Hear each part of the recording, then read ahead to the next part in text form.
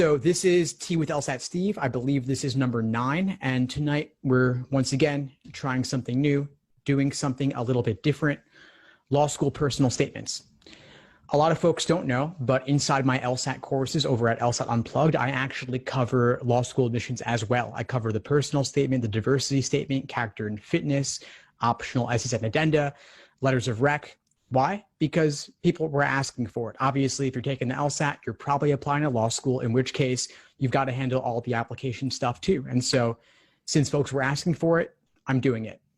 I've put a couple of links in the chat to previous public law school personal statement workshops I've done over the past month or two.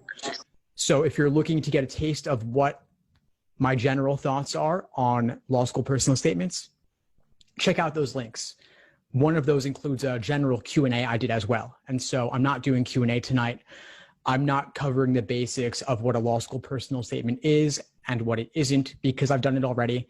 And doing the same thing over and over gets old, especially when you can record things pretty easily. So check out those links for the basics.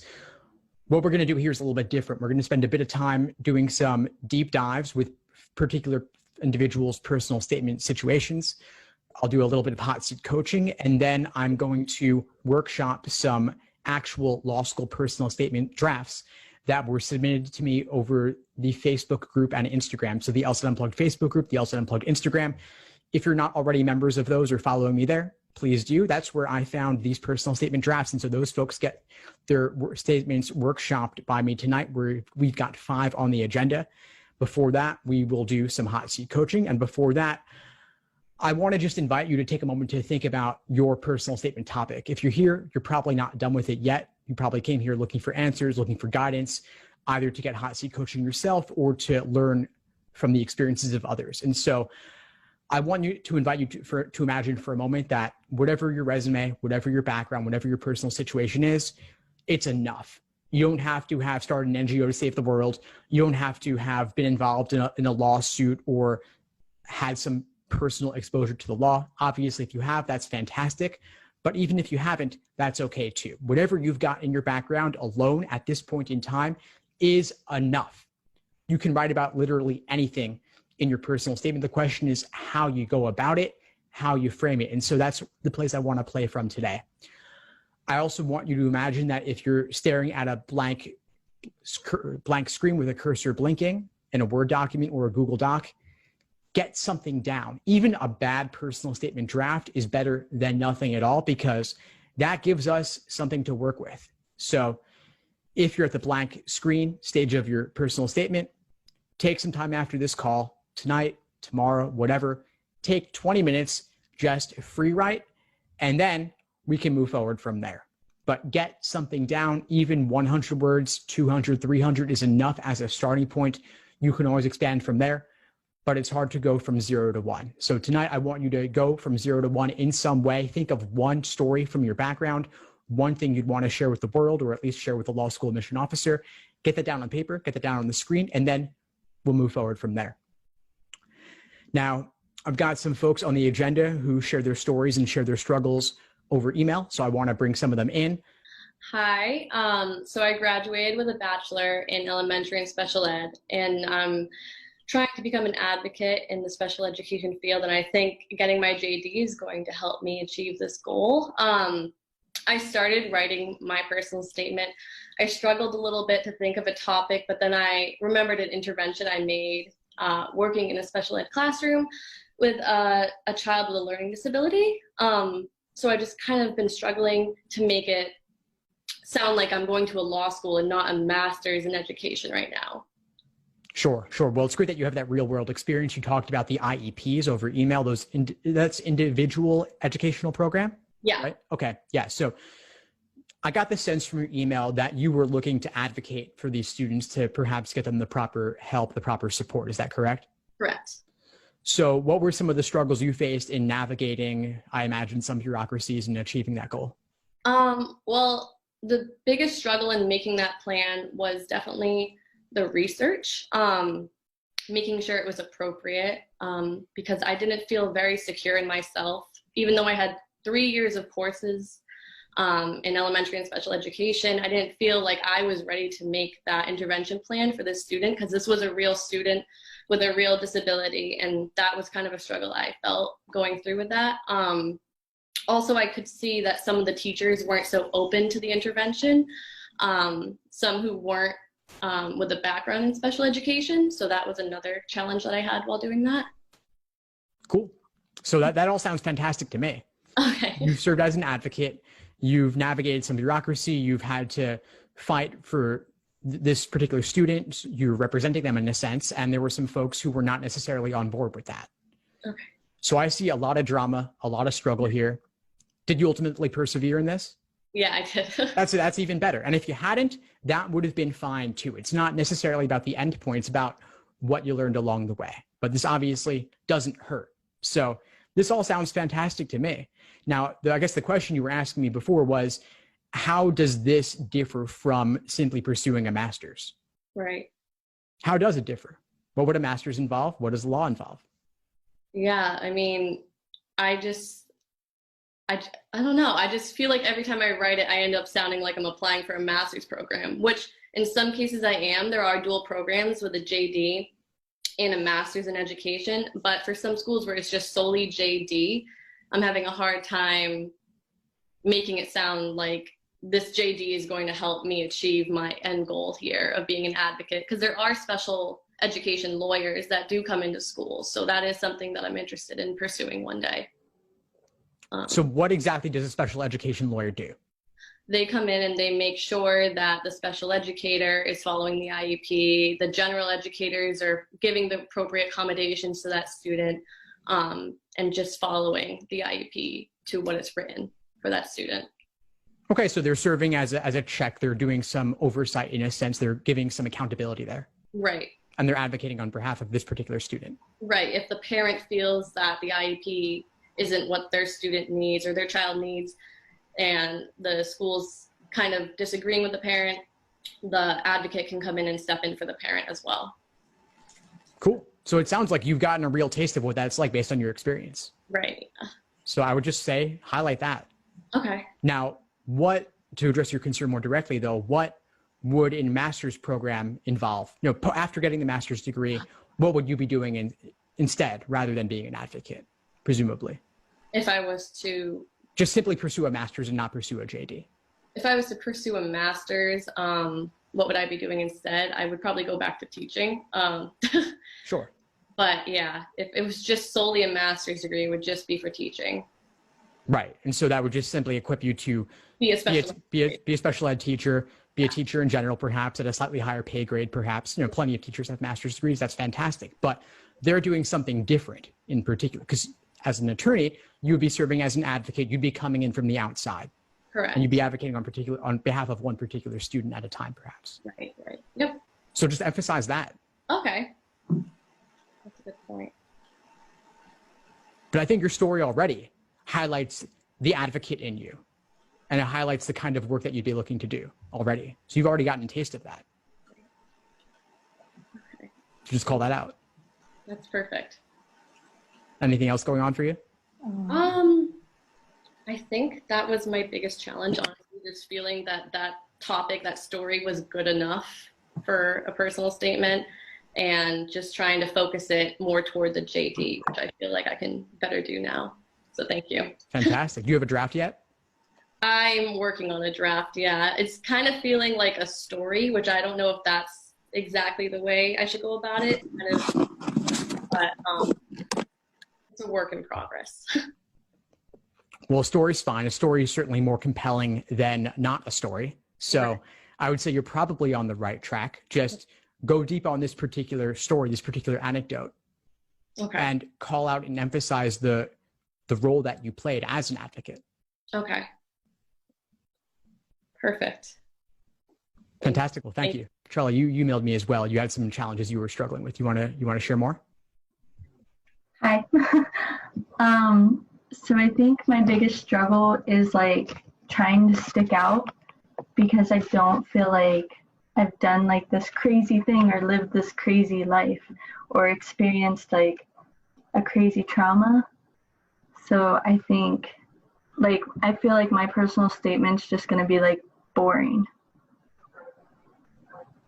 I hear you. Well, it's possible you have experienced one of those things, even if you don't necessarily realize it.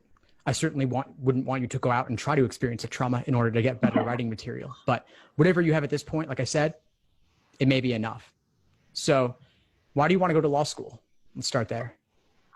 Well, I've always been interested in family law, and then I just moved from Hawaii, and when we were in Hawaii, I worked at a family law firm, and I just got like, I really liked what they were doing, and mostly with the kids in foster care and like the adoption hearings. Okay, so how do you get into family law in the first place? I know it's a job, but was there a particular thing that drew you to that profession? I think it was just the children mostly. So I just like went into a law firm and offered like intern work, anything they needed. A lot of it was like filing for a while. And then after like a month or two, they hired me. What's the most interesting thing about your job or the most compelling thing about your job? You said foster children, right? Yeah, I think it was like the cases where like we had like two parents die and then the little boy was stuck like without a family. And I think that's what really like kind of sparked my interest to go further than like paralegal work. Did you get to work on that case quite a bit? Yeah, and I got to like attend the hearing. What was your biggest takeaway from that? Just like, I think like the compassion put into it. So like you could tell the attorneys that I was working with really cared for this little boy and did what was best in his interest. Were you exposed to this case? I mean, the attorneys were working on it. What was your level of involvement? I did like legal assistant paperwork stuff, and then me and another paralegal were allowed to attend the hearing, and then I like sat with the little boy while like the adults were talking and stuff. I offered to just hang out with the little boy, and we just like played cards. That's cool. What was the outcome or for that particular boy? His uncle got like he became guardian. How did you feel about the outcome? It was good. Everyone was like crying and happy. Fantastic. Well, that right there is powerful. And that right there could be your personal statement. If you focus on your takeaways and how you were impacted by working on that case. Obviously, you weren't one of the attorneys on it, but that's why you're going to law school. You don't have to be. Yeah. But you got exposure to the real world practice of law. I can even tell from the way that you speak about this that you were impacted by it. And you now want to pursue family law. Your journey started, at least in the short term, as you shared with me, offering to intern, turned into a job. That alone says something about what your internship performance was like, that they took you on. And then you got connected with this story. And now you want to pursue family law. Okay, cool. There's a very clear progression here. And this is actually fantastic. I said at the beginning that you don't need to have done anything super impressive. You don't need to have started an NGO to save the world. You don't need to have had exposure to the law. But the fact that you did, let's talk about that. If you have it, why not talk about it? They'd like to see it if you have it. But if not, you could have figured something else out too. Okay, cool. Thank you. Yeah, of course. Just get down a couple hundred words, start there, expand from there. Okay. Fantastic. Thank you, Christina. Thank you, Charlie. Let's see who else. Let's see him. Ayaka or Christopher, would one of you like to share something that you're facing, something you're dealing with, something that you'd like support on? Sure. So part of my experience is in cybersecurity, but I don't want to have my essay end up being me being solely interested in pursuing like cybersecurity law. I am interested, but I don't want to pigeonhole myself in that essay. I'm wondering if you have any tips on kind of getting out of that. Tell me more about your concern about pigeonholing yourself. So my career has been like in I've done translation in the tech space, and then the most recent 3 years has been in cybersecurity, where it was a lot of translating for consulting work, which kind of leaned into the legal side of things in a foreign country. So I feel like my essay goes into a lot of that, being in a foreign country, explaining American laws, and then like this nuance of no actual laws that are really dictating cybersecurity at the moment. So kind of being in that space of exploration and kind of how governments are trying to figure out how to navigate the cybersecurity space. And so I feel like I'm going way, way far into the details of that rather than explaining sort of my interest in why I want to go to law school. And so I'm kind of getting sidetracked a little bit. Yeah. I mean, I'm not feeling the personal in this. I'm feeling what governments are up to and all the details and the technical aspects and the laws themselves. I mean, obviously you might need to give a little bit of a framework about that, since if it's a topic that not a lot of folks are familiar with, but I'm not hearing about you here. So I hear that you're interested in this. Yes. But that alone isn't enough. I want to hear more about what you've done. Make it more personal. Mm-hmm. So is there something in your work experience or something in your personal experience we could talk about? Is there a story here? Yeah, I think for my essay, I'm really focusing on, I've been in this bicultural situation for my whole life. You know, I'm bilingual in Japanese and English, and my career's been in that space. I've been in a legal department so the statement really takes me through kind of my career of being in a legal department in a very domestic Japanese company, trying to expand into the US. And then also being in a company that is purely American in a Japanese space, working with the government and all that. So being very close to the legal conversation. And so I want to know more. I want to be able to speak with authority in that space is my reasoning for wanting to go into law. And so that's kind of the structure of what I'm sort of writing right now. Fantastic. Well, that's where I would focus. I would focus on who you are and what you've done in that professional capacity. Mm-hmm. Focus more on what you've done than on what you will do, because what you've done, that's guaranteed. We have the evidence for that. What you will do, you could go in a million different directions, like you said. And so you don't need to say, this is exactly what I'm going to do with my career. Here's the 5-year plan, the 10-year plan, the 20-year plan. Things could change. As a 0L, as a pre-law, you haven't been to law school yet. You don't necessarily even know what new paths may open up to you during those 3 years of law school, what new areas you may discover. And it's all theoretical. It's all claims, right? So you want to focus probably 80, 90% on what you've done up to this point. Right. And that's enough. You don't have to have done anything legal at all, period. If you have, that's fantastic. Even just the cross-cultural international work, that alone's pretty cool. So definitely call that out, celebrate that, show how you can work in both contexts. If you can, that's amazing. And then share a little bit about, because I've done these things, this is what I might want to do going forward. But that could just be a couple sentences at most. Thank you. Yeah, of course, Ayaka. Thank you.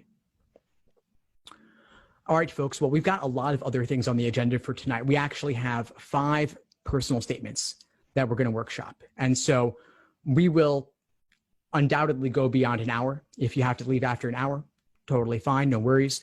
I put a link to the personal statement drafts in the Google Drive document. So feel free to open that up. But I will also, of course, do a screen share so we can take a look at that together. So here we have personal statement number 1. I'm going to read it out. It may take a couple minutes. Feel free to read on your end as well. And then we will talk through it together, share some thoughts. I'll be looking for all of you to share some feedback and your ideas on it, not just me sharing my thoughts. I have not read these thoroughly. I've given them a quick skim, but I have not actually looked at them in depth at all yet. So this will be new to me also. So here's the first one. I'm on deck, next up to bat. I am practicing my swing, preparing to walk to home plate. The bases are loaded, the pressure is on. I am laser focused on the task at hand. We have 2 outs in the bottom of the 9th. My thoughts are suddenly interrupted by a comment from the other team, a racial slur directed at my teammate. I can tell it affected her. Now my job is crystal clear. Not only do I have to perform for myself, I have to perform for my team and specifically for my teammate in retaliation to that comment from the outfield. The game eventually finished with a score of 7-6. Our team won. It did not feel like a win for me. Rather, the only thing on my mind was my teammates' well-being. As a coach, my father taught me anything worth having requires hard work, commitment, and perseverance. I was taught that people cannot and should not be judged based on the color of their skin, rather who they are as an individual.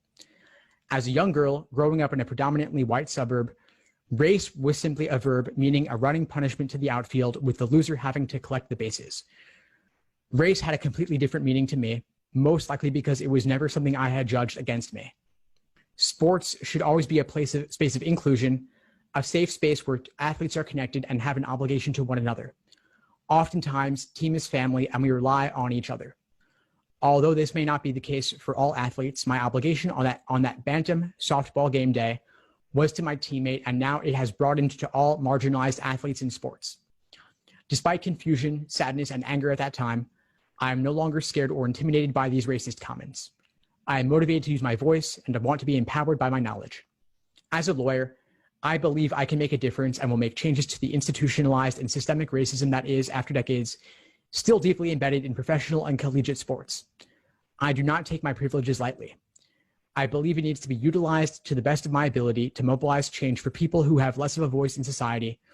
I faced my own challenges and adversity growing up, but the difference is the hurdles that I faced were not a result of the color of my skin. White privilege exists as a direct result of both historic and present racism, biases, and practices designed to oppress people of color.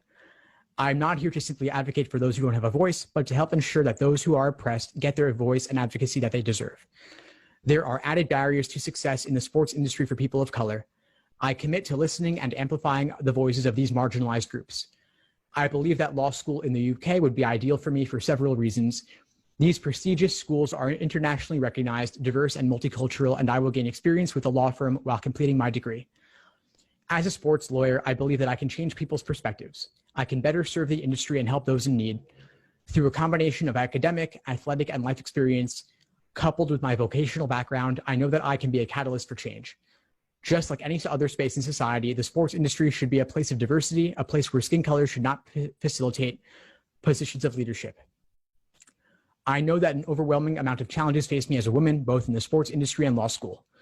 Sport has given me many advantages. It created a safe space for me to be myself, achieve my goals, de-stress, be part of a larger purpose, and have fun, while also being one of my biggest passions. It confirmed for me that in order to achieve something, one must be passionate. Reflecting on my educational experiences as an accounting major, the interest was there. However, the passion is what lacked. The completion of my undergraduate degree allowed me to explore different options academically and extracurricularly, realize my true passion, spurred my drive, courage, and self-esteem. Sport taught me the importance of having the right attitude, goal setting, preparation, fair play, perseverance, and endurance, qualities all of which I believe will directly translate to my success in law school and as a lawyer. Okay, so would love to get all of your thoughts on this one. Please keep criticism constructive, not simply critical. Honor the individual's story and experience, and let's encourage them to create the space where they can bring out the best that they have to share. And as you're sharing with others, also realize that we often teach what we most need to learn. So whatever you're recognizing in someone else's statement may actually apply to your own draft, even if you don't have one yet. So who has some feedback for this individual on their statement? I have some feedback. Sure. I feel like there's like somewhat of like an outsideness. I don't know how to describe it. I feel like they don't actually understand. They're providing a bunch of like adjectives and nouns, but I feel like I need to see like what examples are there to back that up. She says that her teammate felt bad, and she describes it through her point of view through sports. But I there's like a lack of passion and actual like insight. She's listing, it's like using like skin color, but I want to know what she actually did to help this person. She said that how they felt was bad, but what passion was there to actually stop it? She continued to play the game, and there was no voice. So then that person is kind of just like a sideline character almost in her main pursuit of whatever that is. That's excellent feedback. Yes, there's not a whole lot of action here on the part of the author of this statement. It's more they're a witness. They're noticing, and this individual says in line 4, I can tell it affected her. Now my job is crystal clear. I'm gonna play better. That's really the only concrete action we have as a result here. And it's largely focused on the teammate, not on the author here. So we're seeing this author looking from the outside. But yeah, I think this statement isn't as strong as it could be, in part because the author of the statement is not the hero of the story. So thank you for that feedback, Victoria. I think that's spot on. Other thoughts or reflections on this one? I'll say something. Sure. I think it's kind of interesting to adding on to that one that the first 2 paragraphs, it focuses on somebody else, and then it focuses on the parents and the teachings that you were brought into. Having been in just high school sports, like there are lots of instances where there's something that goes wrong and like you kind of feel like you need to step in and talk up for somebody. So I feel like there's almost kind of that lack there where it's like you almost feel like there should be more experiences that she can pull from and say like as a whole there's kind of this discrepancy in athletics, because this seems kind of, I don't know how old she was at this point, it doesn't really matter, but kind of knowing like seeing it systematically just from this one situation to kind of pull from. That makes sense. I like the structure though. Like if there was like kind of a more inclusive example at the beginning and kind of going down and being like, now I've gotten to sports, I feel like that would be helpful. Yeah, I agree. I think the structure here is great. It starts off in the moment. There's an anecdote. We have a story there. Then the author is zooming out and giving some reflections on it. But I think I think this person probably has an even better story they could share. One where they are the hero of the story, one where they're the one taking actions. Or if not, that's fine too. But I'd love to see this author coming more from a place of power. I feel like this person almost felt defeated in a way by what they witnessed, what they experienced, what they saw someone else experience. And then they're talking a lot about race and white privilege and saying, I've encountered my own obstacles, but what are they? I think, let me see if I can find those exact lines.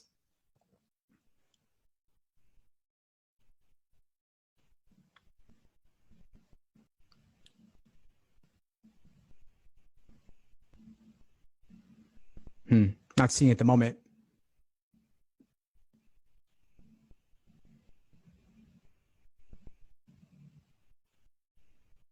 But I'm wondering what are those particular struggles this person has. Oh yeah, here we go. I faced my own challenges and adversity growing up. Okay, well, what is that?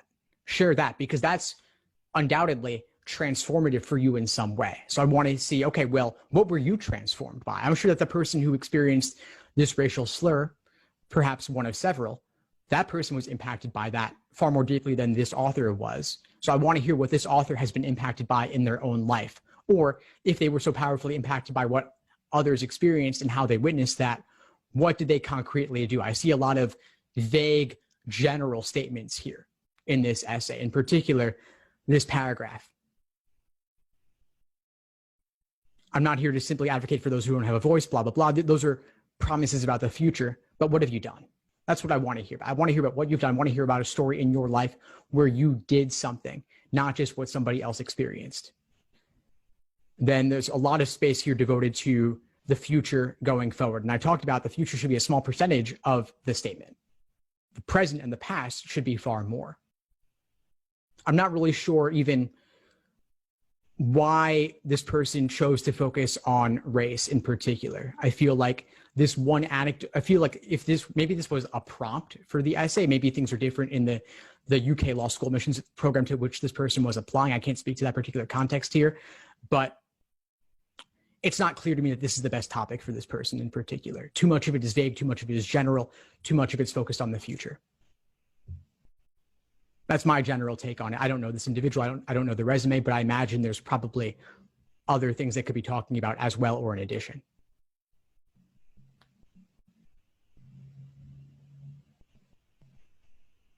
Oh, I had a great question in the chat here from Billy. What if you love to write and you make your stories come to life in persuasion? Yeah, I mean, that's fantastic. If you love to write, you're undoubtedly going to write a better personal statement draft, no question about it. And you can make a lot of different things come to life. I could imagine even using this topic and improving it significantly. So any topic, like I said, could be fine. The question's how you go about it. But I want to see more personal impact on the author themselves and more concrete stories and details from the author themselves here. That to me would be a lot more persuasive. So part of being persuasive to me is having compelling evidence, compelling stories, rather than generalities. And he says, Lydia pointed out, it doesn't need to explicitly state your reasons for going to law school. You can show that rather than stating it directly. That's always the case, always the case. And yes, the recording of this will be on the LSAT Unplugged YouTube channel sometime within the next couple of days or next week at most. One more question in the chat here, then we'll move on to the next statement unless there's any other general feedback on this one. What if you've experienced trauma and were denied any degree of justice, but at the same time, you don't want that to define you? Yeah, we'll talk about it, but tell it as a story of struggle and ultimately triumphing over what you experienced. Even if you did not triumph in the moment, given the trauma that you experienced, how have you grown through it? How have you been shaped by it? And what are you going to do going forward as a result? What were your big takeaways from that experience? That's really where I would want you to focus. I have a quick question. Yeah, sure, Michelle. What is the, what do you think about the spacing on this one? You mean the line spacing? Yeah, shouldn't it be double spaced? Does it matter? It would depend on the instructions for the particular school. Double spaced is typically the default. I just happen to, a lot of these were actually submitted to me double spaced, but I just kept it on one page just to be, because that suited me better for my purposes. That's all really. Got it. Okay, thank you. Yeah, of course. Hey, Steve, are we going to move on or could I add some comments? If you got something else on this one, please go ahead. Sure. So I don't want to beat a dead horse. I think the feedback that's already been stated has been good. I would add that some of the, in addition to what was said about having clear, concrete examples to back up what you say you value, some of the details just on first listening to you read it out seemed a bit inconsistent. So they mentioned wanting to go to top UK law schools because they're diverse. I don't know if that's true. Maybe they are diverse, but a lot of top schools tend not to be that diverse. So that just seems like a question mark. And then also stay away from the usage of cliches. The idea of giving a voice to marginalized communities it's just so overused. And I think that a lot of conversations that are being had around racial justice have moved beyond that. So assuming this person wants to stick on this topic, I think just having a more nuanced and fleshed out perspective would be useful.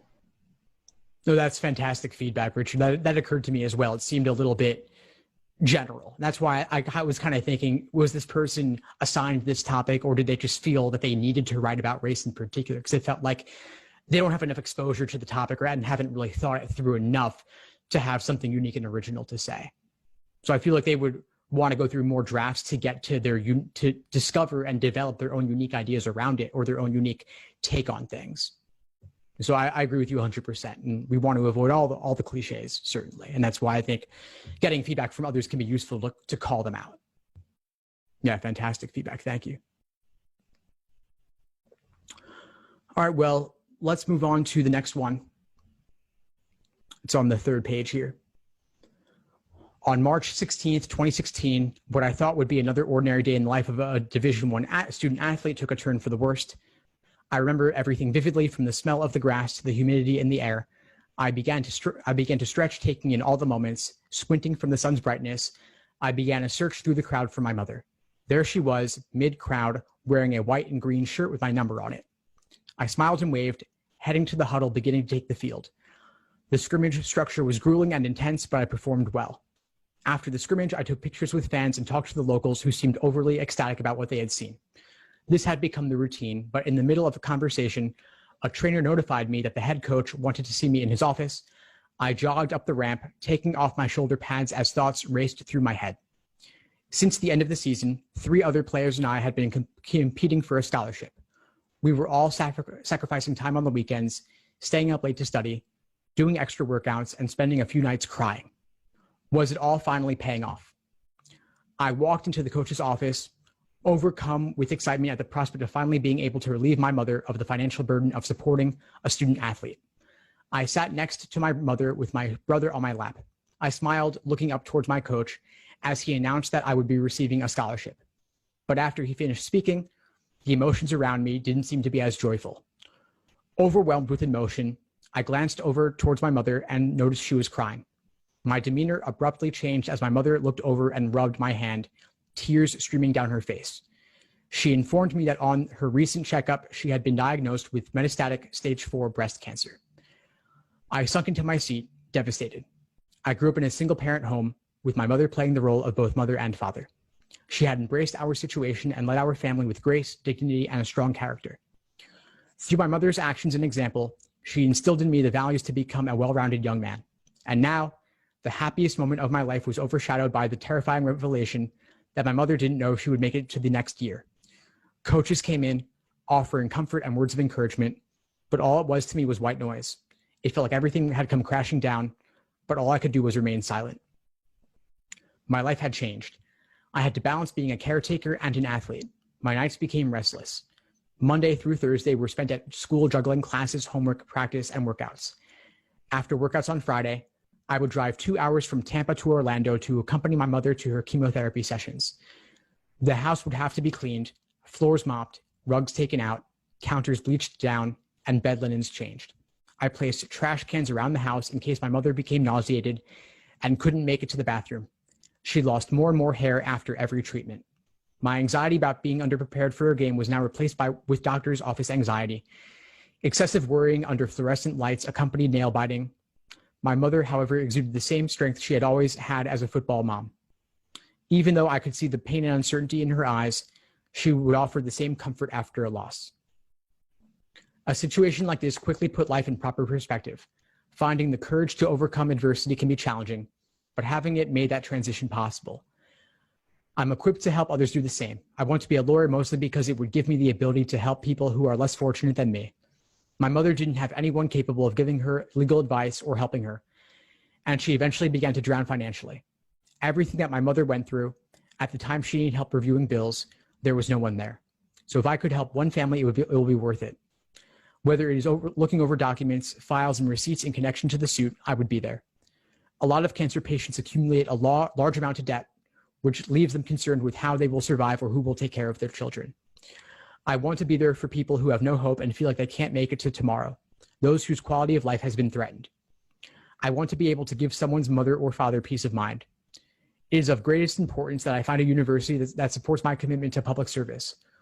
One thing about my mother is that she is a fighter, and for the past 4 years, she has fought through everything.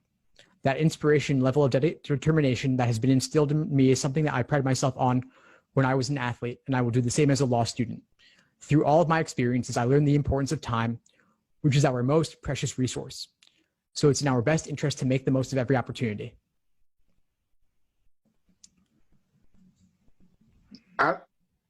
Yeah, Billy, sure, go ahead. Okay, well, I wanted to say, I guess with this one, it seems like he went mainly on about his mom and not more personally about himself. I guess he could have kept the mom a little bit shorter and talk more about how he persevered throughout the struggle of taking care of his mom financially and I guess not focus more on her illness throughout the essay. Agreed. Yeah, lots of focus on the mom. The other thing was the sports. I wasn't really sure how the sports directly tied in to advocating for folks who may not have the resources. Seemed like the sports, to me at least, maybe I'm missing something, but I saw like the sports was basically where the author learned about the mother's cancer. But other than that, I'm not really sure how sports directly tied in. Like we could have skipped all that and left the sports out entirely. For me, it seems like the beginning of anything, of the personal statement, story, etc., has to have like a hook, something to grab the reader's attention. When I read through this, it just seems like a play-by-play from like his day. It seems like more of like a story of each thing he did consecutively than with why he wants to go into law school. And then he goes on to his mother. It seems like he's writing, it's more about writing his mother a recommendation letter because she's the fighter, but what did he do? And I feel like he is sort of kind of deflecting off from anything that he may be experiencing, that his emotion through this, and talking about his mother's burdens. But I feel like he could have done a lot better. And from him being in that situation, he would have felt a lot of pain and anguish through that. He could have talked about that being he started a little bit good when he said that he grew up financially strained in a single parent household. But then he goes off to something else where he doesn't actually express how he wanted to advocate for people that are in less advantaged spaces. Agreed. Yeah. So you can write a personal statement about how somebody else impacted you. It's not easy, but you can do it. Again, you can write about anything in your personal statement. The question is how. It's generally easier to write about yourself as the focus for a personal statement. But if you want to write about somebody else, like you were a paralegal and a particular client their story was impactful on you, like we discussed earlier in the family law example with foster care, that could work. Writing about the mother's breast cancer could also work, but it's how it impacted you. So you could use them as a hook, as a jumping off point, but then focus on how you were impacted and what you want to do going forward as a result of how you were impacted. But here, as Victoria said, it seems like the initial paragraph, the sports, is just part of the play-by-play. It is gripping because Division I athlete, we're on the field, there's a scrimmage, the coaches are there, other people are, there's a lot of action happening. But does that really serve the story, or is that just, again, the chronology of what happened that day on March 16th, 2016? Does it matter that was the month, date, year? Not necessarily. So if we were to cut a lot of this, I would cut the sports part. I would reduce the words devoted to the mother's case and focus more on how the individual was impacted, even if simply internally, what were the emotions running through their head? What were the what ifs running through their head? Bring us in there. That's what I want to hear. Other thoughts on this one? I almost kind of feel that he's going in and out of talking about like his things that he can do. Like he's obviously dedicated in being able to be disciplined and work hard because he was doing the sports thing. And it also shows like being able to juggle a lot of stuff and being dedicated to a certain cause. So I kind of wonder if it's like, I wouldn't know how to piece this together if they were going to like cut it apart and put things like you were saying how to do. I don't know. It just almost felt like he just felt uncomfortable talking about himself, like as much as he kind of needed to. And he was like pulling in other people to round it all out. Yeah, that's hard. It's hard to write about yourself. It's something you got to get over though. And you get over it by doing it. So yeah. And if you want to talk about sports, maybe that's a separate essay, or maybe it's already covered in the resume. Obviously we know that athletics, being a student athlete, lots of positive virtues associated with that, lots of positive character traits associated. Discipline, hard work, being part of a team, waking up at 5 a.m. over the summer to train before it gets too hot. That could all be part of the mix, right? So there's lots of wonderful things about that. Doesn't all need to be in one particular essay, though. If it doesn't tie together smoothly, don't try to force it. You maybe have a diversity statement. You maybe have an optional essay or addenda you could write, or it could just be covered in the resume. That alone, it'll be there, or a rec letter. Lots of folks who are student athletes get rec letters from their coaches. Totally fine. Trust it'll be covered there. Don't feel the need to work it into every single part.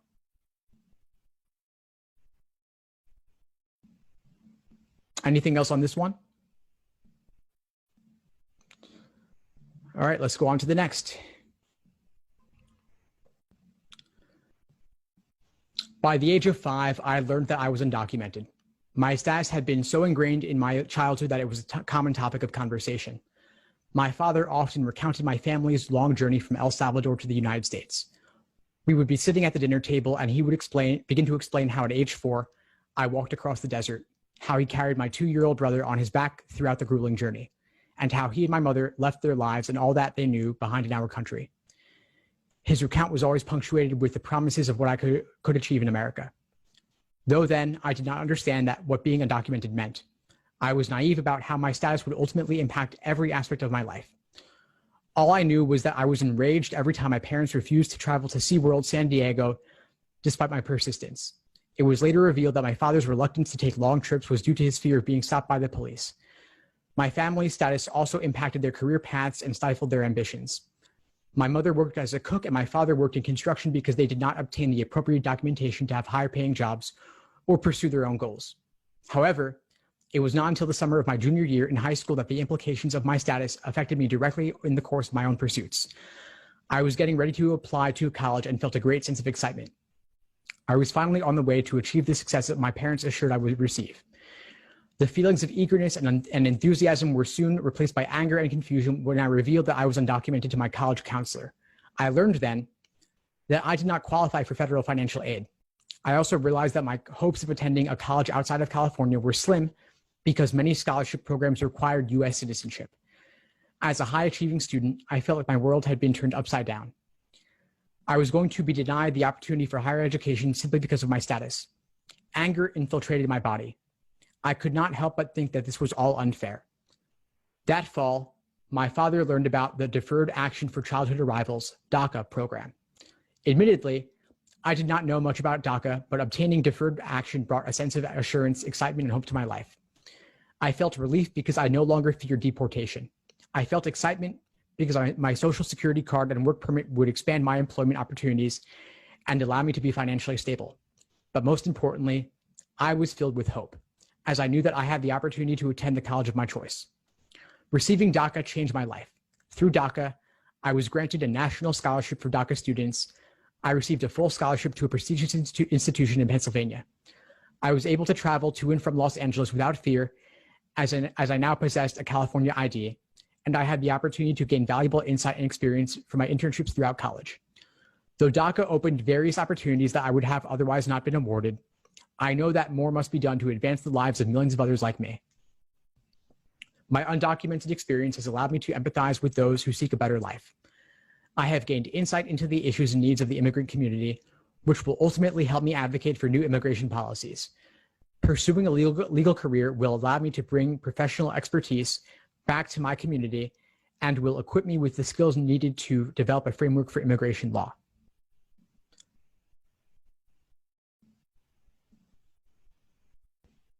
Okay, thoughts on this one?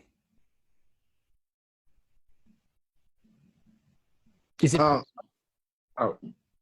Well, I thought he spent too much time about how his mom and dad were affected by not being documented instead of, I guess, saying personally how did it affect him as a young person, like, you know, what did he miss out on, I guess, the opportunities, and then transitioning into I guess how, you know, it or the effects of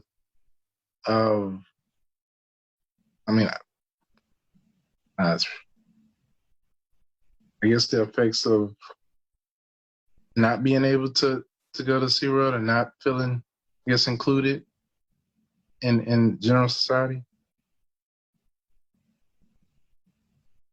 I hear what you mean. Yeah, it's always a concern whenever I hear that in a personal statement, we're hearing somebody else telling a story. So my father recounted this. Yeah, that's a fair point. Would that work in a diversity statement, though? I guess so, since his mom and dad are both not from here, and he can say that he's different, since his view was altered by his parents' fear, and he stands out based on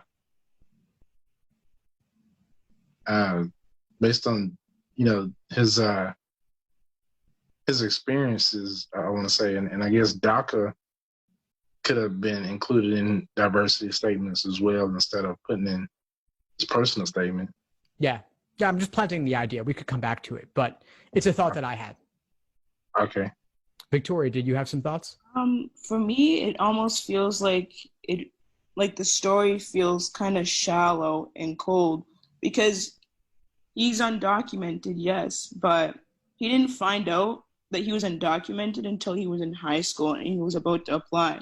So throughout all his life, he really didn't know the difference. He was living basically a normal life. But until he went to apply to college, that's when he found out. So a big chunk of his life was basically unaffected, and he lived a pretty clear-cut life, but and his parents sort of withheld that from him. So I feel like he has a really good story. I feel like he can talk about something like why his parents decided to travel to America in the first place, and why, and like how hard it is to immigrate into the US when you come from a very poor country, and like the idea of like American dream and how it's only held to certain people. And I feel like he can talk about and advocate towards DACA recipients and how they're treated, and making it the immigration maybe more lenient, or talk about what his criticisms are against how hard it is from people from the Latin American community to, and like the idea of people from Latin America to come over to the US, and like always being called like undocumented people constantly. You have papers, and like the name calling, and like this little like subtle names people call people that come from there, for example. I feel like he can go off. He maybe has a stronger story, because throughout his time he didn't actually know he was undocumented until he was in college. So I feel like there's not enough. He doesn't. It's not as strong enough for him to write about it. Maybe that's my opinion, at least. No, thank you, Victoria. There's two big things that you mentioned that I want to call attention to. So I thank you for bringing them up. The first is the ending is kind of vague. It's kind of weak. I think it could be a lot stronger. So when I see generalities, develop a framework for immigration law, what does that mean? What specifically do you want to do? Obviously, we know you're calling out particular things like DACA. Show that you've gotten a little bit more exposure to what are some of the particular things in immigration law that you might want to change or might want to develop further. So I'd love to hear more specifics on that. Not that you have to do a ton of legal research, but rather than being vague in general, either get specific or just don't say it at all, period. I would go one of those two directions with it. Then I think the biggest thing, and I'm glad you raised this again, Victoria, was about that moment, summer of junior year of high school. This person mentions they learned by the age of 5 that they were undocumented, but didn't really recognize the implications until much later. So what was that moment like? There's a lot of tension in that to realize what are the actual implications of essentially being a sort of second-class citizen, not having the same rights as everybody else, even though you've been here for quite a long time. What does that look like to, in a way, have the rug pulled out from under you to realize, oh, wait, there's all these things that I can't do that I would have thought would be totally fine. I want to really get to the moment there, because to me, there's a ton of tension, a ton of drama, and I imagine some tears maybe. That's huge. So I would want to really get to that moment in time in the story. To me, that's a lot more compelling for this individual than hearing secondhand the parents' story, the father recounting the long journey. I wouldn't start with that. I'd start with the moment in time in high school when you're realizing, oh, wait, can I even go to college? Can I even get financial aid? All my friends are going, why can't I? I thought I was like everybody else. Turns out I'm not. And then the ups and downs with then DACA and saying, okay, well, I actually can go after all. See, I was going to be denied. Anger infiltrated my body. I couldn't think this was all unfair. I want to go deeper on that. To me, that's part of the tension, part of the drama. Focus there, not on the parents' story, not even necessarily on the parents. If you want to do a separate diversity statement about your family background, that's a better place, I think, to show where you came from in terms of being an undocumented immigrant. Maybe focusing there on that and then focusing specifically on high school to college for the personal statement. And maybe there's other topics that one could talk about too. Or maybe those things could all be in this statement, but with a different framing and a different focus going into, again, keep it personal.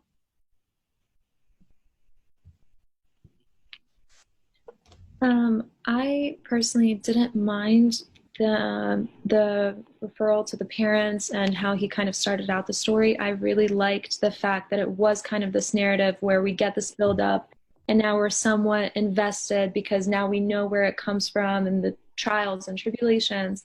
But then I feel like I agree that I feel like they shied away from divulging too much, but I think it was more for the purpose of not crying woe is me. Like I feel like they were just trying to say, well, okay, I had this hardship, but then here's how I overcame it and this is what I learned. So they weren't trying to have a sob story out of it, but it does kind of seem empty in a way because yes, we're getting all these things about DACA, but we know about DACA in general, right? Like we know kind of the big idea about it and what it's supposed to do, but how did that directly affect you? What was it like with your family? Maybe how did you go about it? Like what was the system like? Was it an easy process? Was it hard? Did it go up and down? How quickly did it become accessible to you and kind of that turnaround for your low and then your elation, right? So what did that look like? That was just my personal opinion, but I feel like they just shied away from it because they didn't want to seem like they were kind of like dragging it out. Well, thank you, Michelle. Yeah, and that's the thing is that there's no one right answer on this. This is more of an art than a science. And so, I said one thing, you said a different thing. The author may have a third opinion. And so I would just encourage the author of this statement, play it out in different ways and see what feels right to you. See what feels right to you, but also take into mind, of course, our feedback and consider that as well. But there may be multiple ways to go about this and just figure out what feels best, but consider making some changes. And writing's never done. It's never perfect. It's just further revisions and explorations till you get closer and closer to what feels good to you. Any other feedback on this one?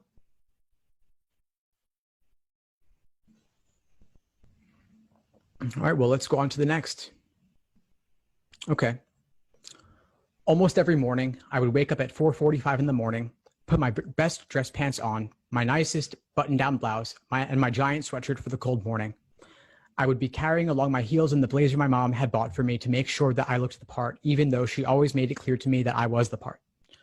While rushing out the door, eyes half open, my mom would drive and drop me off to catch the 5:15 train to Los Angeles Union Station. Without knowing, I would hop on the silent cart, go to the second-tiered floor, and find myself in the same seat every time. Soon enough, I became what felt like a regular and would become greeted with a warm smile from the older gentleman in front of me and the woman diagonal to my seat who rarely ever stopped typing away. Her hands still moved faster than I could think that early. There were quite a few times when I found myself falling asleep on the train and once even having to be awakened by a stranger telling me that our destination had ended. Hopping out of the train, I would begin my walk. I was always a little weary since it was still dark out, but I found myself following in the direction of two other women who were going the same way. The walk uphill never got easier, especially on my shin splints.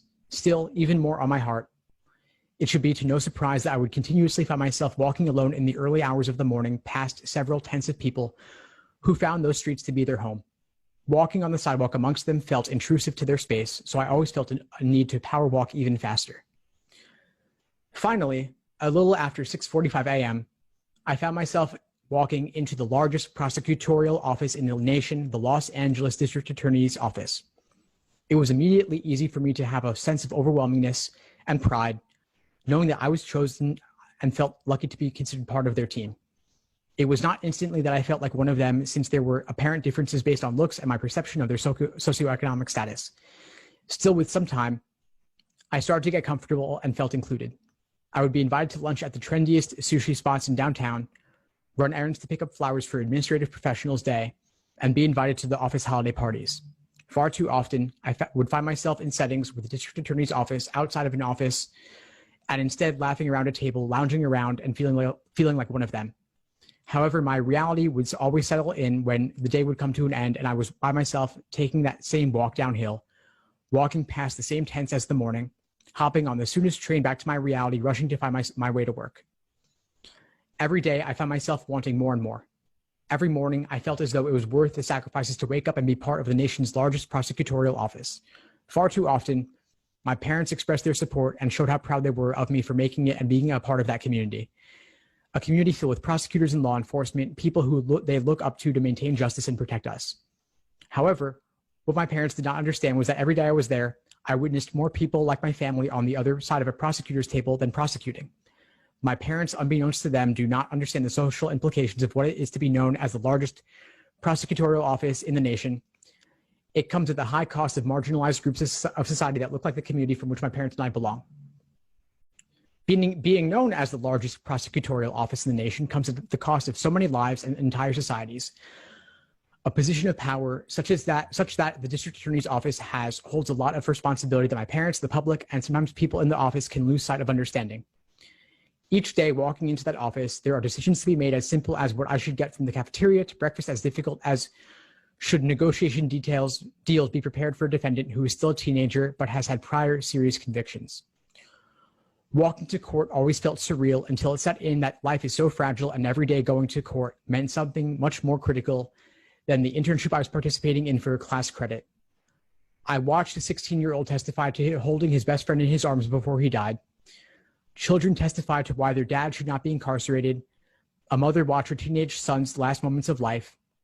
And a man returned to incarceration for working double time at work instead of meeting his hours of volunteering, violating the terms of his probation.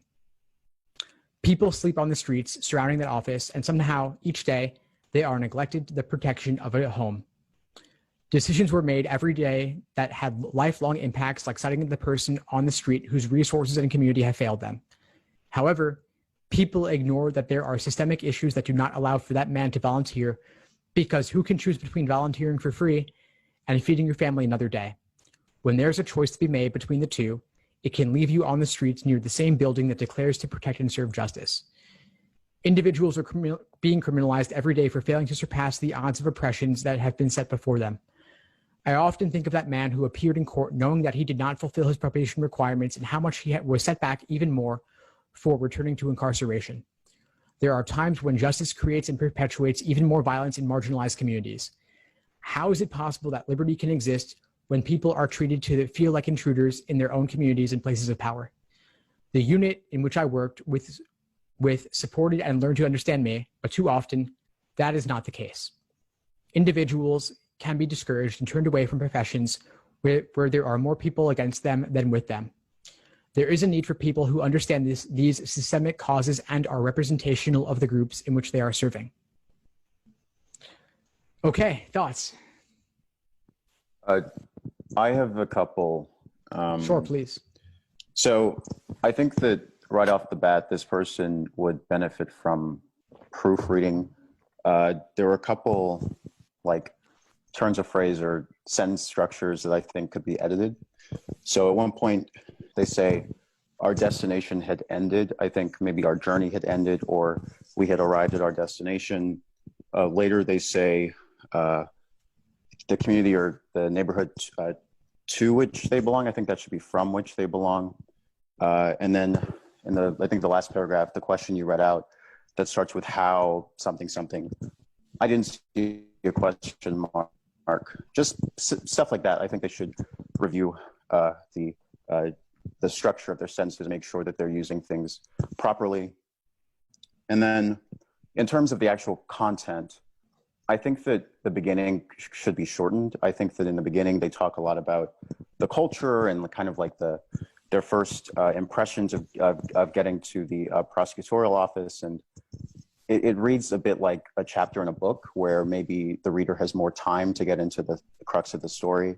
But I'm thinking of an admissions counselor or a person who doesn't have that much time. And so I think you want to get to the point quicker, especially since they have some very substantive and very big ideas that they're grappling with later.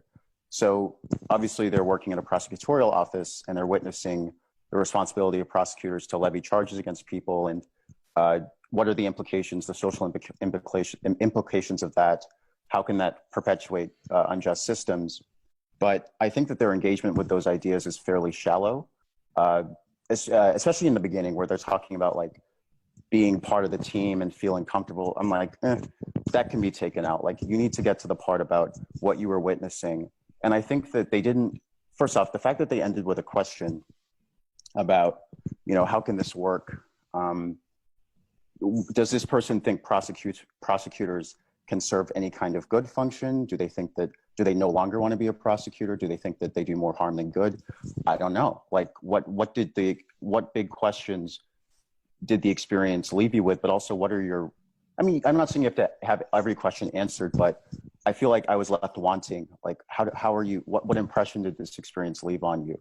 Especially obviously given the very big conversations that are being had around criminal justice now. It just seemed like they spent too much time talking about stuff I didn't find particularly compelling. And then later, they kind of left me a bit wanting. But with that being said, I did think that they did a good job of introducing people that they witnessed. It's clear that they observed what was going on. So I don't want to rag on their experience. I just think that they could flesh it out a bit more. Well, thank you, Richard. Yeah, I agree with so many of your points. First off, this takes too long to get to the point. We don't need to hear about the commute to work. That's, as you said, Richard, I think that is like more like a full-length book or a long-form magazine article or something where we have 10,000 words to get where we can get to the point. Here we've got really 2 pages double-spaced. So the ultimate essay would really need to be close to half this length. And so if I were to cut anything, just first 2 paragraphs at least could just be completely cut, and we wouldn't be losing very much because we don't need to hear about all the details of getting to work. But this is a cool experience. I mean, working in a DA's office in LA, you must see a lot of stuff. That's pretty interesting. There is surely something that can be drawn out of that. And there are allusions to a couple of anecdotes. I watched a 16-year-old testify. I watched a man return to incarceration for working double time. Okay, so tell me about those experiences in particular, and what are your takeaways? But your takeaways can't simply be, well, how is it possible that liberty exists? That does seem maybe shallow, or does seem like, okay, well, are we just not going to have prosecutors? Maybe that's your opinion. If it is, okay, substantiate it. Or say what you would want to do differently to maybe add a little bit more of justice or balance into the mix. Again, there's some reference to my parents and people like my family. Okay, so then if there's maybe you want to write a diversity statement, maybe you want to show how you have a unique perspective because you come from this background, yet you're working in this office. So you must see things in a different way than a lot of other folks in that office do. So tell us about that in particular. Say, okay, well, I grew up in this town. My friends were like this. I was like that.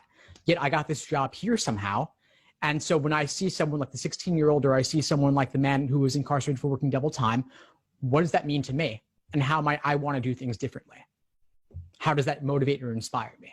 But again, the personal impact, not so much in general about what the DA's office is like. In a way, the key repeated phrase of the largest prosecutorial office, which does tend to get repetitive at times, maybe just say DA's office or keep it short. Is this a statement about a generic DA's office employee, or about you as that individual who comes from a background unlike most others in that office? To me, that is the point of a statement like this. Yeah, Victoria? For me, it seemed quite strung along, mainly because it's too lengthy, and a lot of like the important anecdotes that she mentioned, like the 16-year-old and the man, were just like one sentence little things. And after you read that all, and I was thinking about it, I actually completely forgot about those two little anecdotes. So it gets lost, and it's almost like she's using or he is using the largest prosecutorial office as like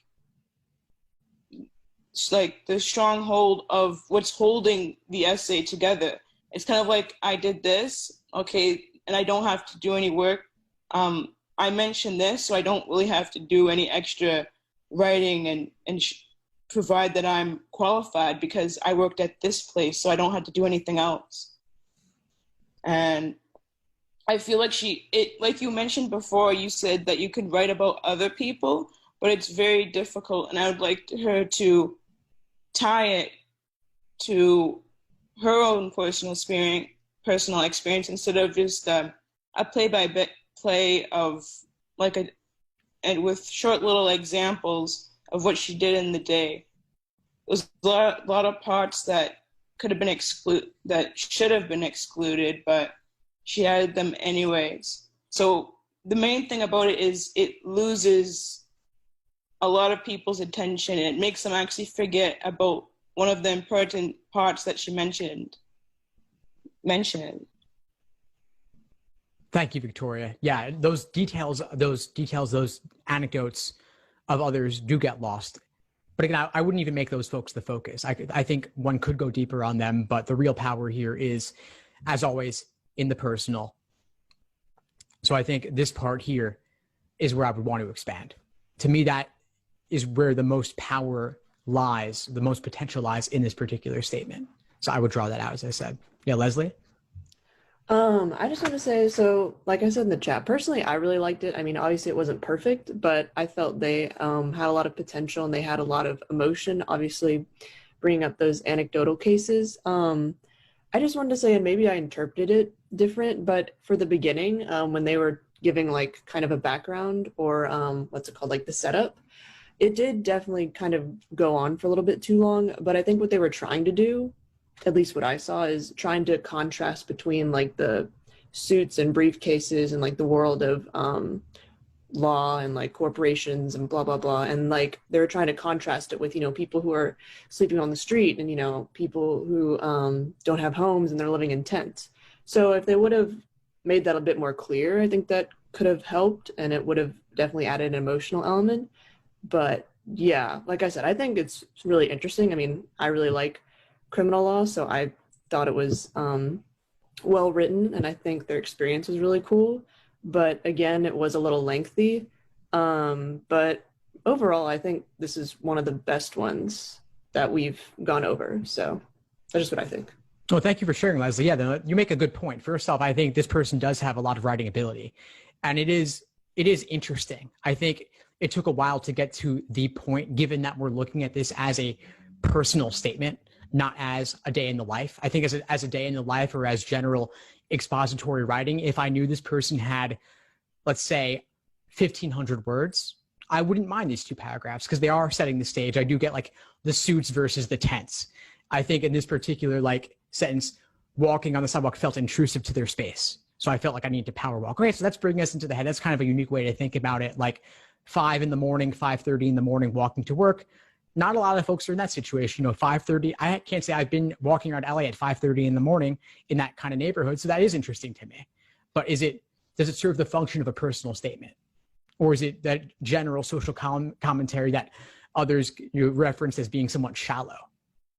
Maybe. And again, that's one of those things where different people are going to say different things about the exact same piece of writing. There is a personal element as a reader that in a way is somewhat random. This might rub some people the wrong way. Other people might say, hey, cool.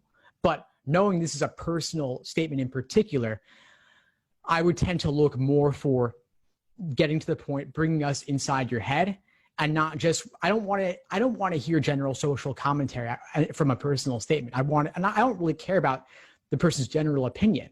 I really want to know more about, okay, what is their deep takeaway from this kind of experience, whatever this is. So largest prosecutorial. No, I don't want to hear about your life as a general prosecutorial office employee or intern or paralegal or what have you.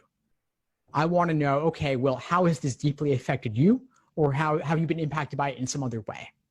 And so to me, again, it was that when it took me until like the end of the first page to get to the idea that you have a unique perspective as an employee in that office. I'm like, okay, oh wow. So it's kind of like you're a secret agent. Like most people just see you as another suit, but in reality, there's something very different going on inside your head. I want to hear about that. That's my thought. But again, there's one of those things where we're kind of, in a way, we're kind of like a committee looking at this, right? We each have our own takes on it. So that's kind of cool. And that's one of the benefits of these kinds of workshops, is that the person who wrote this gets to hear from, I don't know, 5 or 6 people gave their opinions on this. That's cool. They can take it from any of those and apply, make some changes. Thank you for sharing that, Leslie. I appreciate the different perspectives. Any other thoughts on this one? Kind of as a overview with all of them, kind of a trend I was seeing. They kind of seem to almost at the end get to the point where you have to guess what they really are trying to say they want in law school. Because we kind of go through this whole thing of being like, okay, she has this, or this person has their experience, and they're, having this whole thing and all these different perspectives going on. And you can kind of piece together like, okay, yes, there's definitely a discrepancy here between what they see as right and what they're seeing as like, this is questionably wrong. And like, we don't know if this is like, they're having some reaction to this. So you can tell that they're like, there's some sense of like needing to find justice in this situation, but we don't really know how they see, like, we don't know their opinion. We're seeing their perspective, but they're not saying like, we think that, this should happen. We don't know like what they really wanted the outcome to be for these people who they're working for. So, and we were kind of seeing that with the other ones too, a little bit, where it was like, okay, like you're portraying this in a way where like, I'm feeling like this is wrong and this is something that's bothering you, but you're not outright saying that it's bothering you. And then we get to the point where it's like, okay, what do you want to do to fix the situation?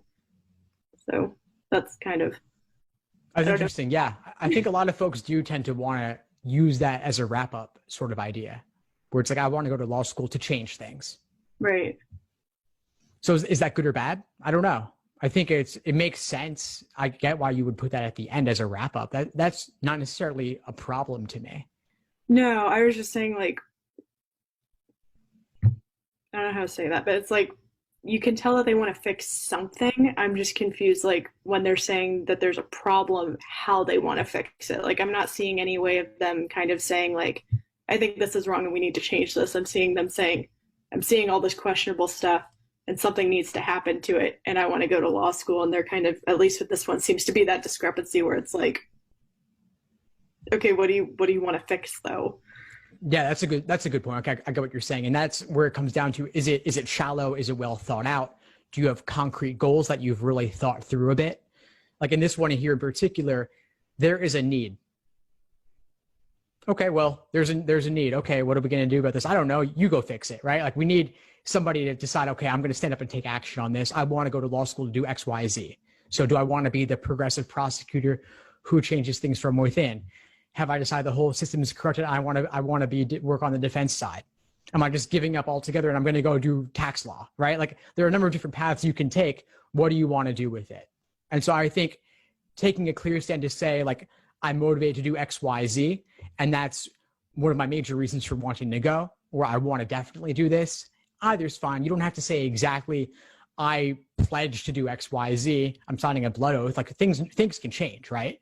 You don't need to have a concrete one specific goal for why you want to go to law school, but having a general idea and having that experience, if you do, certainly mentioning it certainly does help. So yeah, I think in a way, this one in particular does seem a bit vague in particular about not stating those goals. Yeah, so I'm glad you raised that one, Kendall. Thank you. All right, well, we've got one more for the evening. Here it is. With all the courage my 7-year-old body could muster, I made my way to my mother's room to lay down a load I carried for as long as I could remember. I entered her room and said, "Doug keeps telling me to pull down my underwear." I was saying so much while saying so little, yet with urgency in her voice, she simply yelled, "Doug, stop." My big brother was molesting me and had been for years. My mother was physically abusive to us, so to say I would get an ounce of gentleness from her would be a lie. However, I thought that something would happen. Only if I had chosen better words, maybe she would have understood I was crying out for help. It was then my obsession with using words began. I did not speak much after that day.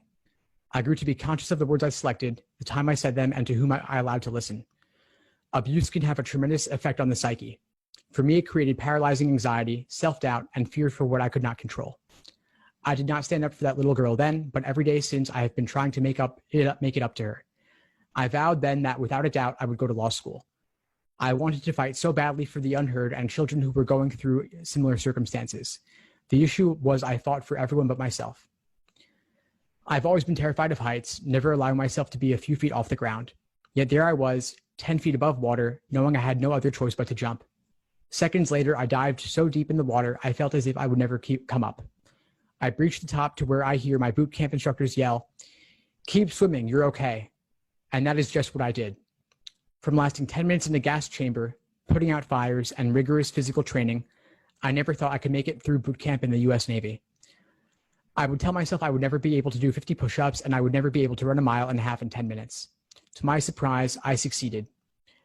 Every step of the way, I had anxiety attacks that I had to fight, like a powerful current I was swimming against. The determination to get a portion of law school paid for was powerful motivation. When the time came to choose a job, legalman, paralegal for the Navy, was my first pick. However, I could not become one until I had served at least 2 years in the service. My only option was a cryptologic technician, a job I was not cut out for, yet earning a rate job in the Navy was not optional. There were no faces that looked like mine in class, the only one with no decoding background or technology degree. After months of breakdowns and self-doubt, graduation day came. It was time for the instructor to announce the 4 sailors out of the 25 of us who would move on to an advanced signals intelligence course while the rest went off to sea. Relieved I was finally done, I was ready to go out to sea, but then he called my name. I went to my instructor and told him I was not cut out for the advanced course. I asked him if he was sure he did not want to choose someone else. He said to me, "You are exactly what they are looking for. Your scores were high, not because it came easy to you, but because you applied yourself." So there I was, in an advanced course with classmates who had been in the Navy well over 10 years and who applied for this specific course to advance their careers. Well, I was there before going to my first duty station. To say I struggled in that course would be an understatement. I just could not understand why the universe would put me there. Little did I know just how much graduating from that course would do for me in the long run. Every day after, I was amazed at the fact that I led an office in decoding some of the most challenging signals, having a direct hand in advancing our country's intelligence posture. Although I excelled at my job, I had then reached 2 years in service. It was time to put in my transfer package to become a legalman, but it was denied. The cryptologic technician rate lacked the manpower the intelligence community needed. Not discouraged, I looked for anything within my command where I could be an advocate for the law, thus becoming legal assistant for 2 Command Judge Advocate Generals Corps, JAG, while working as legal assistants while leading an advanced signal recovery team on a rotating shift basis proved to be difficult. Toward the end of my service contract, it was time to study for the LSAT. As I studied, that self-doubt crept in, begging the question if I truly had what it took and if I should just stay in service as a cryptologist. That is when I understood why the universe put me through such a challenging career and put me in situations out of my element. If I could succeed in areas that I feared the most, why couldn't I succeed in my dream? The cloud of self-doubt and anxiety followed me. However, I have prevailed. All this time, I have looked at my generalized anxiety disorder as a mental health burden when it is really my superpower. It is the adrenaline from my anxiety that fuels my fight against fear. I owe it to that 7-year-old girl to no longer be prisoner to her trauma and to show her that she is worthy and that she belongs, no matter in the literal or figurative sense. My fear heights has been constant. But what I have learned is that on the other side of that fear, at the top of this seemingly unscalable heights, my future awaits me. I give appreciation to all my trials because now I know what I can accomplish if I just jump. Wow, this one's powerful. Okay. Thoughts on this one?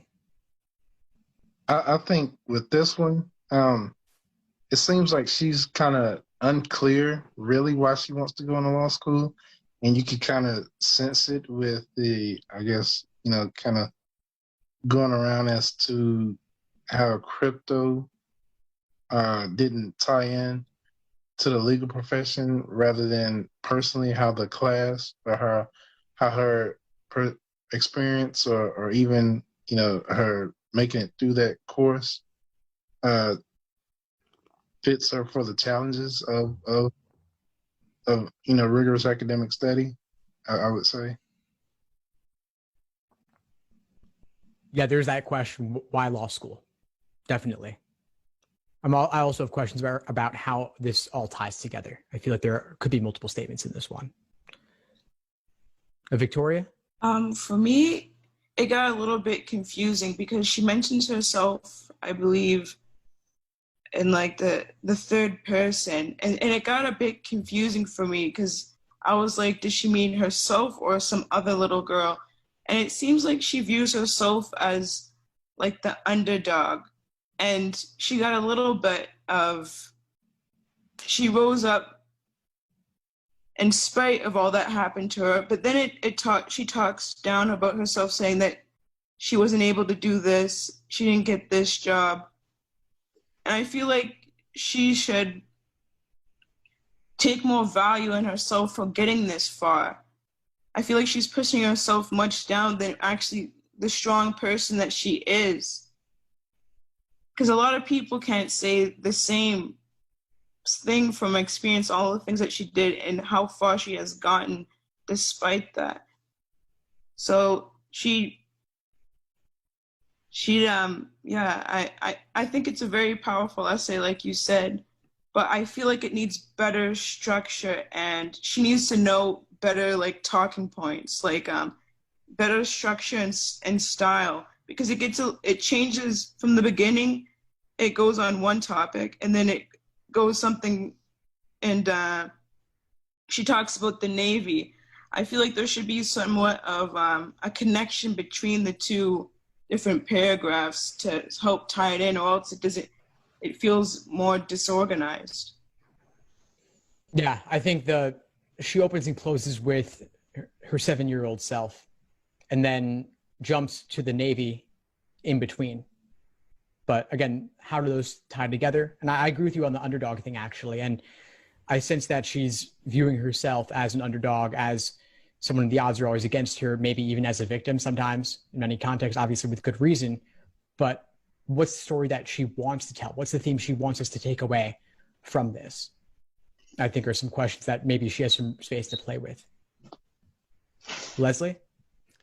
Yeah, kind of going off what you said and what previous people have said. I liked it. Like, I think this person definitely has writing skill. But again, I feel like they definitely could have picked like one of these stories and expanded upon it instead of introducing so many smaller stories. And there was a lot of parts that, like, again, they were really like poignant and they were powerful, but they weren't like stretched out enough. Like, actually, one of my favorite parts was, I think it was in the middle. It's a little bit further down, but anyway, it was the part where it said like, oh, it didn't come easy to you, but you applied yourself. Like, I feel like that's a really, like, what's it called? Like, inspirational. And like, I mean, I think that's like a very good quote for law school in general. Like, I think like you're not going to get by just by being smart. Supposedly you need to apply yourself to it. So I think they could have centered the essay more around that and how they applied themselves and got over all of their trials with that. But other than that, it was also kind of lengthy because, again, they were introducing so many other things going on at the same time. And then also, you know, they had a bit of rough transitions from topic to topic, but the emotion is there. So that's good. It's definitely interesting, but it definitely needs a little more organizational help. So that's what I would say. Well, thank you, Leslie. Ayaka and Fiona, I think both of you had comments if you wanted to share. Okay, so I'm Fiona. I'm going to go. I think her story overall was the best that I've heard all evening. And I think, too, what I really love about her story, it focuses a lot on her determination, overcoming tons of triumph and also her endurance, because her wanting to join the Navy was because she wanted to shave off costs for law school. So at the end, her end goal was always first in mind. And so struggling through boot camp, she had to overcome that. Another setback she faced was not getting into the legalman field, which is the equivalent of being a paralegal in the Navy. So the general population might not know that, but I think if she clarified that legalman is synonymous to being a paralegal, it will give her that launch off pathway of, oh, wow, she wanted to get into this job, but then she had another curveball of going into crypto. And then when she got to crypto, she could have just lost focus and said, oh my God, I'm in this new field. I'm doing all this awesome stuff for the Navy and intelligence. I'm a part of this greater mission. But she still remained focused in saying, you know what, I want to get out and further my goal of still becoming an attorney, since I haven't been able to continue in those pursuits. So I think her military experience, some of the definitions need a little bit of clarification, but overall, it's a story of triumph and perseverance. And I think for the law school admissions department, that's what they're looking for. How do you, in the face of adversity, continue to pick yourself up and overcome them over and over again? Because that's what the legal profession is all about. So I think beautifully done. Yeah, no, there's a lot that I love about this essay, and she could focus on the Navy portion specifically, and then the story about the 7-year-old girl that she was. Maybe that could be in a diversity statement where she could have a different angle on herself and her background to show her persistence there as well, and how she's been impacted by that as well. But the Navy example, I do think, obviously, just as they love student athletes, there's plenty of positive character traits associated with that. Same goes for the military, of course. And the fact that she chose the military to get law school paid for, of course, that's certainly worth mentioning. But I also wouldn't want her to do a play-by-play of her entire Navy experience, start to finish.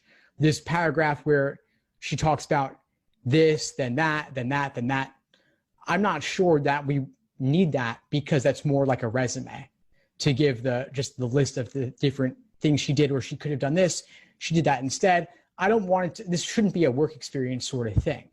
I want her to give specific anecdotes from the Navy time and going through telling us what that her instructor told her. Certainly that's worth mentioning. Talking about some of the details of difficult things she dealt with, like the gas chamber, fires, rigorous training. Sure, that's all great as well. So I think those are worth mentioning, but I wouldn't want this to simply become a list of different roles she's had in the Navy in particular. But Fiona, I do agree that there's plenty of perseverance in this essay, and that's definitely something they want to see. Ayaka, did you have thoughts you wanted to share on this one? Yeah, so everyone said a lot of things, and I agree with most of it. I think one of the things, and I'm guilty of doing this in my own essay as well, is kind of getting passive, like having a passive voice where, and you mentioned it, Steve, where it sounds like a resume where it's like, oh, I was pushed into this, and then I was pushed into that, and not talking about what I got out of that experience, or, you know, what positive thing is added on to my own experience of the world. And so if she can go into that, or this person can go into that, I think it would add on rather than sound a little bit more passive. Thank you. No, Yaka, that's exactly right. Yeah, so to give the takeaways from those particular anecdotes, those particular cases she experienced in the Navy, rather than just giving us a list of A, B, C, 1, 2, 3 through the entire Navy journey. Thanks for that. Any other thoughts on this one, anybody? I have a question. Sure. So for a diversity statement for this person, I'm assuming you could probably go the mental health route with it, but would the Navy perspective also be something that she could have put in there as well, and then be able to focus on a separate story in here? Is that a thing? I don't know if that's a thing. You mean to write a diversity statement about military background? Yeah, or mental. Yeah, could be. Sure, absolutely. Yeah, I mean, diversity statement could be a lot of different things. Okay. It could be a lot of different things. It's just something unique about your background that you want to share, something that gives you a unique perspective. There's a lot of routes that you could take with that. So a lot of topics that people use for personal statements could be diversity statement as well. And one of the previous ones we did this evening about the undocumented applicant, that one could have been a diversity statement too, or part of that could have been as well. Yeah, there's a lot of routes one can take there. And that gives you some flexibility because you really get to give 2 essays rather than 1. So rather than trying to cram it all into one main personal statement. Cool. Thank you. Of course, thank you, Kendall. All right, folks, so we've been going for a while here. I want to thank you all for sticking it out. I know we went a bit long tonight, but again, thanks to everybody for joining. Thanks for all your feedback. Thanks for sharing your advice for all these folks who were vulnerable enough to share their personal statements with everybody. And if you're looking for more on this, again, I'm doing this inside my courses. We have law school application essay workshops multiple times per month, especially this time of year. We're covering not only the personal statement, but also the diversity statement, character and fitness, optional essays, letters of rec. So if you want your essays reviewed, we're doing that inside the courses. I also work with a small number of students one-on-one as well. And so feel free to reach out to me about that if you're looking for more. I'm putting a link to the courses here in the chat if you want to find out more. And of course, always feel free to email me if you have any questions. But again, thanks to all of you for sharing your feedback, for being so open with your advice for others. And stay tuned for more, everybody. And have a good night. And thanks for joining. Bye all. Thanks for tuning into the show. Please subscribe if you haven't done so already to be notified of new episodes as I release them. And feel free to reach out if you need anything at all as you move forward with your prep. I'm happy to help however I can. In the meantime, I'll wish you all the best and take care.